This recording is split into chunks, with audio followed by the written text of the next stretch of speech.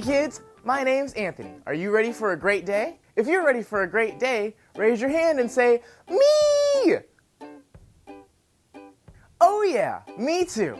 You know, today we're learning a very important lesson about promises. Promises? Did you say promises? Oh, hey there, Matt. Boys and girls, this is my buddy, Matt the Cat. Hi, kids. I'm afraid I have some bad news. Really? What's the bad news? Promises don't mean anything. Wait a second. What do you mean promises don't mean anything? Of course they do. Oh, no, they don't. All people do is break their promises. Okay, hold on.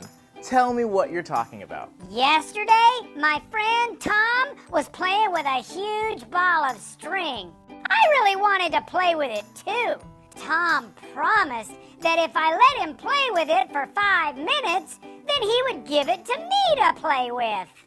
Well, what happened? Oh, I'll tell you what happened. 5 minutes went by and I asked to play with the string, and Tom said no. He didn't want to give it up. He broke his promise. Oh, Matt, I'm so sorry to hear that. Sometimes people do break their promises, but there's someone who never breaks their promises. Really? Who?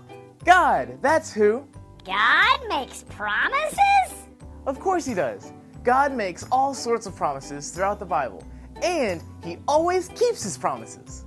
Wow! I'm so glad we can trust God to keep his promises. God is awesome! He sure is. I think I'll go talk to Tom and tell him that we need to be more like God and keep our promises. See ya. I sure hope that goes well for Matt the Cat. Well, kids, I better let you get into your lesson today. You're going to learn a Bible story about Abraham and his wife Sarah and how God always keeps his promises. Until next time, I'm Anthony. See you later.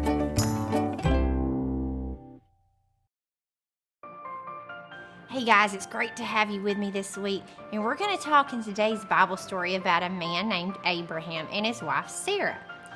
Abraham and Sarah wanted to have children, but they were really old. Now, Abraham was 99 years old and Sarah was 90 years old. Now, 90 years old don't have babies. Well, one day Abraham heard from God. God said to him, Abraham, I promise that you will be the father of many nations. What? No way he could be the father to many nations. He was almost 100 years old. Well, one day, not long after God made that promise to Abraham, 3 important men came by while Abraham was working. One of the men told Abraham, this time next year, your wife will have a son. Well, when Sarah overheard the man, she actually laughed. She said to herself, that's crazy. I'm too old to have a child. Sarah wasn't sure it was possible for her to have a baby at such an old age, but you know what? God had different plans. God did what he promised. A year later, just like God said, Sarah had a baby boy named Isaac. God always does what he says. God's promises are true. Our power verse this week says, for God can be trusted to keep his promise. Hebrews 10:23. What does it mean to tell the truth? Have you ever thought about that? What does it really mean to tell the truth? I'm going to say some different things, and you tell me whether they are true or not. This is my head. This is my nose. Am I telling the truth? This is a jar of cereal. My hair is green. My skin is pink. Am I still telling the truth? Have I been untruthful yet? I am eating ice cream right now. Okay. You really can tell if someone is speaking the truth or not. Okay? If you pay attention. See, speaking the truth means that you are telling what really happened. When you don't tell the truth, that is a lie. And when you tell a lie, it means that you are not telling what really happened. Okay? So everyone has told a lie. Well, I take that back. Almost everyone.